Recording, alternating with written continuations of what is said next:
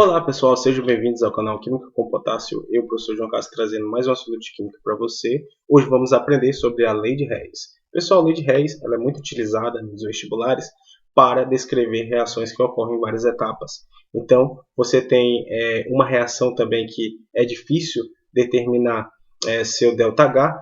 Então, experimentalmente, é possível determinar seu ΔH e também, teoricamente, através de reações que podem ser consideradas como reações de etapas. Né? Então, você tem aí etapas dessas reações, que ao ser considerado como um todo, é basicamente uma aplicação da lei de Hess, que é a soma dessas variações. Então, beleza, galera, vamos lá. A lei de Hess, né, determinada por Geman Hess, ela é um método prático, tá, conhecido hoje como lei de Hess, para determinar a entalpia destas equações mais complexas. Tá? Então, é basicamente dependente do processo final e inicial. É aquela equação que aprendemos, a variação do ΔH. Aí, né? Então, aqui, né? Então, você tem entalpia do produto e entalpia final. Só que uma equação que pode ser complicada para determinar, ela pode ter várias etapas no processo. Então, aqui 1, etapa 2, etapa 3, etapa 4 e 5. Então, o processo inicial e o processo final pode ser determinado pela soma de todas essas etapas. Então, aqui nesse caso, o ΔH é igual ao ΔH1, ΔH2 e ΔH3, e vai depender de quantas etapas esta reação tem. Beleza, galera? Então, saca só. Supondo-se que deseja calcular a entalpia da reação a seguir, partindo de outras reações, a reação de A para B, tá? Ela pode ser determinada se levando em consideração a reação de A para C, de C para D e de D para B, onde cada etapa deverá ter a sua entalpia específica. Portanto, em uma reação de A para B, para calcular sua entalpia, devemos considerar que a somatória de cada processo vai me dar um ΔH geral, que é um ΔH da equação global. O que é a equação global, pessoal? Aqui, uma reação que ocorre em várias etapas. Você soma todas as equações onde os reagentes e produtos, substâncias em si, que estão em lados opostos, deverão ser cancelados. Portanto, D aparece nos dois membros, está na mesma quantidade de mols, né? Então, é cancelado aqui no processo. O que vai sobrar? Sobra A e B. Então, a equação global aqui resulta em A e B. Bateu com a nossa equação da análise, então bateu com o nosso processo. A entalpia desta reação deverá ser a soma das três entalpias que são correspondentes às etapas do processo, beleza? Agora, pessoal, para utilizar a lei de Hess é interessante, é importante sabermos de alguns detalhes que são bem específicos, bem tranquilos também. Olha só, quando invertemos uma equação química, devemos trocar o sinal do ΔH, tá? Lembra lá que quando uma reação ela ocorre no sentido, ela é endotérmica, né? Então o sentido contrário deverá ser exotérmico e vice-versa. Por exemplo, aqui na reação de A para C, o ΔH é mais 15 kJ. Então, se a gente considerar de C para A, ou seja, o processo inverso, deverá ser inverso também aqui a relação do processo exotérmico com endotérmico. Como é positivo, o processo direto aqui é endotérmico. Então, o processo inverso deverá ser exotérmico. E aí só muda o sinal aqui, tá beleza? São conversões de unidades. Então, menos 15 aí pra gente. Olha só outra regra. Quando multiplicamos ou dividimos uma equação por um número, e para que multiplicamos e dividimos? Às vezes precisamos cancelar algumas substâncias que aparecem nos dois membros, mas as suas quantidades em mols não está igual. Então você precisa equilibrar essas quantidades para ser cancelado, pois na global não aparece.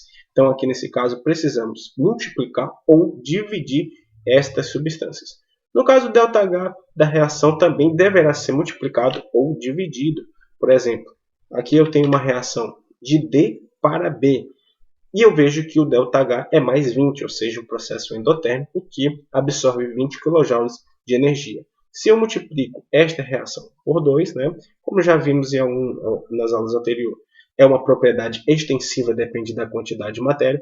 Eu multiplico o coeficiente estequiométrico, aqui é D, né? Multiplico o coeficiente estequiométrico nos dois, beleza? Porque aí é a equação geral. Então eu vou ter que multiplicar também aqui o nosso querido nossa querida energia. Então, vai ficar mais 40 kJ. Professor, se dividirmos então olha só, se eu pego o D e divido por 2, vai ficar então 1 dividido por 2, meio D, produz meio B. Então aqui vai ter uma energia também dividida por 2. Δ3 deverá ser 10 kJ. Beleza, galera? Então, dividindo ou multiplicando os coeficientes estequiométricos, você também terá que fazer o mesmo para a energia do processo. Olha só, calcule o ΔH da seguinte reação. Qual reação? A reação que é a reação global, que diz que o grafite mais hidrogênio produz metano, CH4. Sabendo que na etapa 1 você tem carbono, grafite, oxigênio, CO2 com essa energia. Tá? Na etapa 2 você tem o hidrogênio, oxigênio e produzindo água com esta energia. E na etapa 3 você tem aqui CH4, 2O2, CO2 e H2O com esta energia. Pessoal, aqui olha só essa dica. Primeiro, se você tem um exercício, né, que tem, no caso, uma equação que já é global, e aí você tem as informações, ou seja, equações por etapas, ou equações intermediárias consideradas, você tem que considerar o que poderá ser invertido. Tá? Então, aqui, ó, nesse caso, na primeira reação, o grafite é reagente. Aí você vê na etapa aqui, na primeira etapa, é reagente, então não vai inverter. Você vê que o hidrogênio é reagente. Então, na segunda equação, você vê que ele é reagente também. Então, ele tem que sobrar lá no reagente. Não vai inverter. Aqui, você vê que o CH4 metano é produto. Então, nesse caso, na terceira equação, ele está como reagente. Deverá ser invertido, porque ele precisa estar como produto para sobrar lá na global. Então, vamos reescrever aqui. Ó. A primeira, carbono, grafite, mais oxigênio, reage para produzir CO2, tá? H2 mais O2 reage para produzir H2O. E na terceira eu vou inverter. Eu vou colocar CO2 mais 2H2O reage para produzir CH4 mais 2O2. Agora eu vou observar se todas as equações estão balanceadas, tá? Aqui, ó, está balanceada, beleza? 2 oxigênios, o carbono e o carbono. Aqui não está balanceada, pessoal. 2 hidrogênios, 1 mol de oxigênio, né? Então O2, 2 oxigênios, e aqui tem 1. Então eu preciso colocar um coeficiente aqui, ó, que é o coeficiente meio, que aí meio O2 é 1. Beleza? Então fica 1 oxigênio, 1 oxigênio. Aqui, ó, CO2, carbono, 4 hidrogênios, 2 oxigênios mais 2, 4. Então 4, tá beleza. Agora vamos fazer o seguinte, vou somar as 3 equações aí. Beleza? Vou trocar aqui a cor. Certo. Então, ó, o que a gente já observa aqui? Ó? Que nesse caso, a quantidade de CO2 aparece nos dois lados, então você cancela, tá em quantidades iguais. Água aparece dos dois lados aqui, mas aqui, ó, é 2 e aqui é 1. E aqui na global ele não pode aparecer, então você tem que multiplicar todos por 2. Ó. Multiplicou por 2, ó, 2 vezes 1, 2. Aqui, ó, 2 vezes meio vai ficar 1, beleza? Fica 1. E 2 vezes 1 vai ficar 2. Então agora eu posso cancelar a água.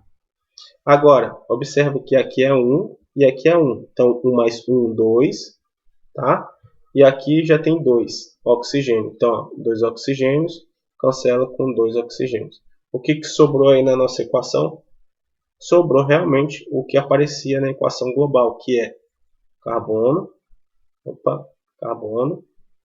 mais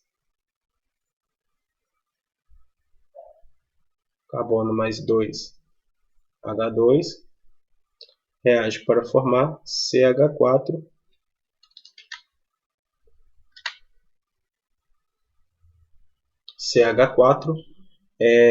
e aí você tem um ΔH3 do processo, tá? Então qual seria o ΔH3 do processo? Aí a gente tem que considerar o seguinte, ó. A primeira equação, olha só, a primeira equação eu não fiz nada, então se mantém o seu ΔH.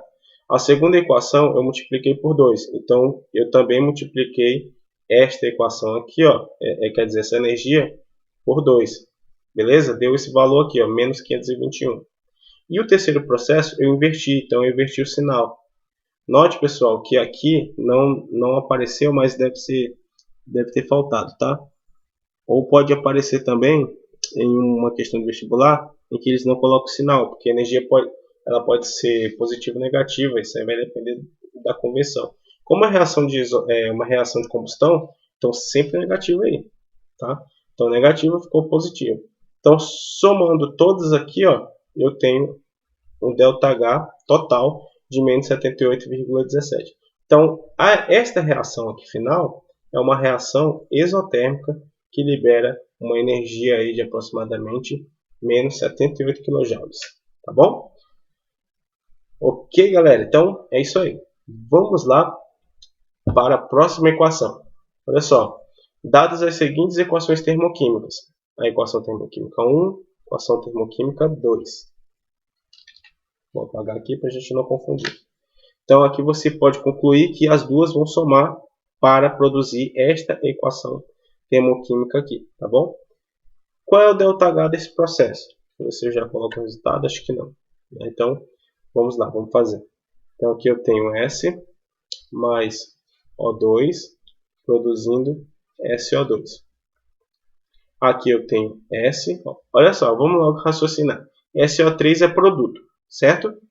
Então, o que isso significa? Que SO2 é reagente. Então aqui nessa primeira eu tenho que inverter a primeira equação. Então vamos fazer de novo. Ó, SO2. Por que eu inverti SO2? Porque aqui na global ele é reagente. E aqui nessa etapa ele está com produto. Eu preciso dele como reagente. Então vai ficar SO2, S mais O2. E aqui na segunda vai ficar normal. S mais 3 sobre 2, O2, produzindo SO3. Beleza? Então quando eu somo essas duas equações aí, ela tem que ficar assim, ó. Enxofre cancela com enxofre, aí você tem um oxigênio cancelando com 3 sobre 2, tá? Então vai sobrar aqui uma quantidade específica desta substância. Então deixa eu só confirmar aqui. E aí você tem um total de SO2, vai sobrar meio O2, produzindo SO3.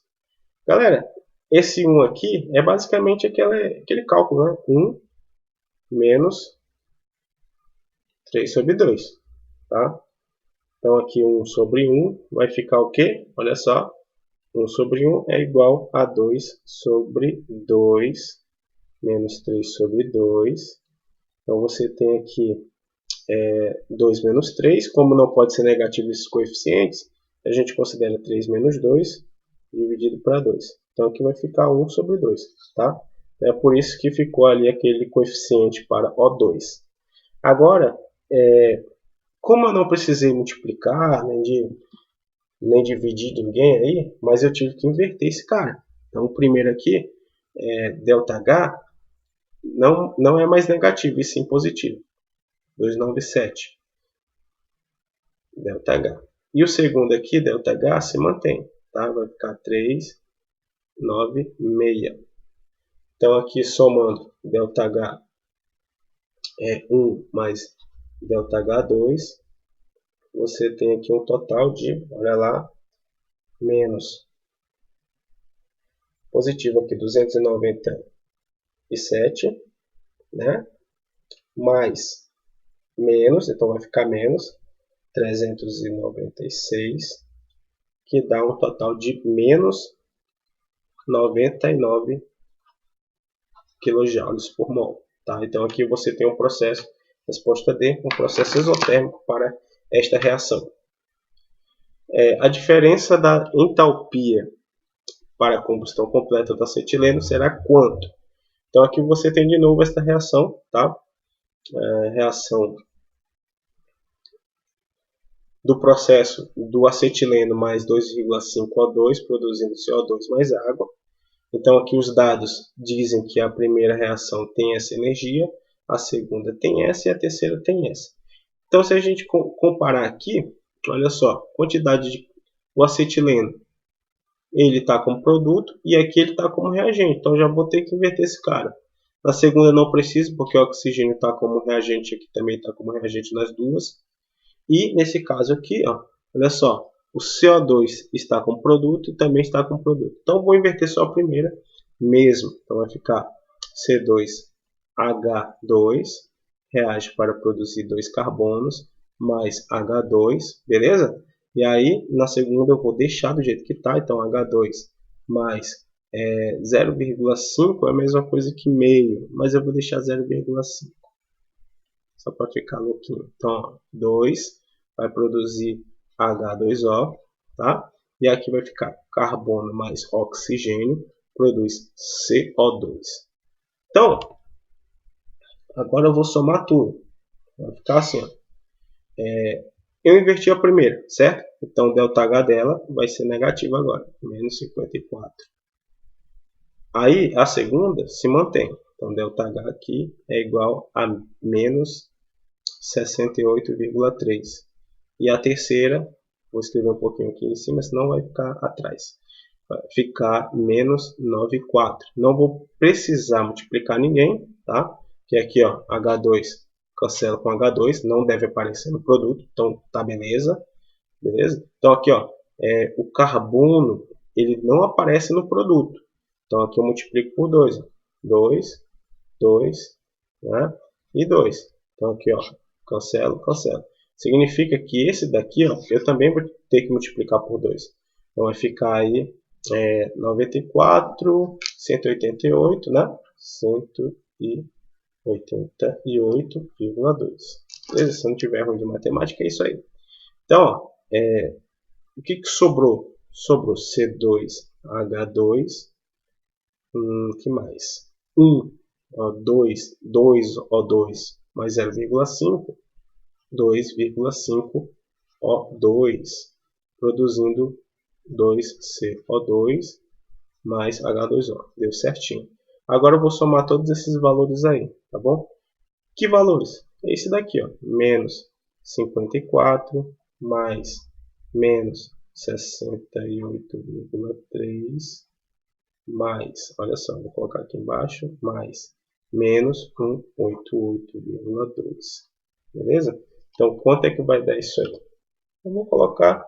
Ó, galera, se é tudo negativo, soma-se tudo aí, conserva-se não. Tá? Eu vou somar tudo aqui, vai ficar 54, menos 54, mais menos 68,3, mais 188,2. Então, deu 310, beleza? Então, menos 310 aqui, ó. Menos 310, resposta C. Ok, galera? Então, ó, só para a gente finalizar a aula de hoje, aqui também existe um exemplo em que você não tem a equação global, mas você tem as etapas do processo. Então, neste caso, a questão vai te dar ali no enunciado da questão basicamente o que ele quer. Então, dá para você saber como é que vai ser essa equação global. Então, aqui, ó, equação da Universidade Federal, que um estudante de química chegou no laboratório e observou escrito no quadro. As duas reações de combustão a seguir. A primeira é carbono grafite mais oxigênio produzindo CO2. A segunda é carbono diamante mais oxigênio produzindo CO2. Beleza? Ambas exotérmicas aí. Logo após, chegou o monitor de química e perguntou para eles quantos quilocalorias por mol seriam necessários para transformar grafite em diamante. Né? Então, observe as alternativas abaixo. Olha só, ele quer saber de grafite para diamante, transformar grafite para diamante. Então, nesse caso, o diamante é produto. Eu vou ter que inverter a segunda equação. Beleza? Então, vou deixar a primeira equação. Ó, vou colocar GR de grafite, tá bom? Mais oxigênio produzindo CO2. E a segunda eu vou inverter. Vou colocar oxigênio mais CO2, né? Mais, corrigindo aqui, ó, eu inverto a segunda, então vai ficar CO2 produzindo, ó, vou inverter a segunda, então produzindo carbono, vou colocar dia de diamante, tá bom? Mais O2. Então se eu somar as duas aqui, ó, vai ficar, não posso cancelar carbono diamante com carbono grafite, porque são formas alotrópicas diferentes, mas eu posso cancelar CO2, CO2 e posso cancelar oxigênio e oxigênio. Então na nossa equação global, carbono grafite se transforma em carbono diamante. Tá bom? É isso que ele quer saber. Agora, qual é o valor da entalpia do processo? Eu sei que a primeira eu não inverti, então eu vou deixar do jeito que está. ΔH1 é igual a menos 94,1 quilocaloria por mol. E o ΔH2 aqui vai ser igual a menos, era menos, inverti, então vai ficar positivo, mais 94,5. Galera, subtrai o maior pelo menor e conserva o sinal. Então vai ser positivo, vai ficar 94,5 menos 94,1. ΔH do processo aqui é igual a positivo 0,4 kcal por mol. Beleza? Então aqui a resposta correta, resposta C. Beleza, galera? Chegamos aí ao fim de mais uma aula. Ficou um pouquinho grande aqui, porque é cálculo. Você sabe que cálculo demora um pouco para raciocinar. Então, forte abraço para você. Já deixa o seu joinha. Se você é novo no canal, faça sua inscrição. E até a próxima. Vamos estudar química.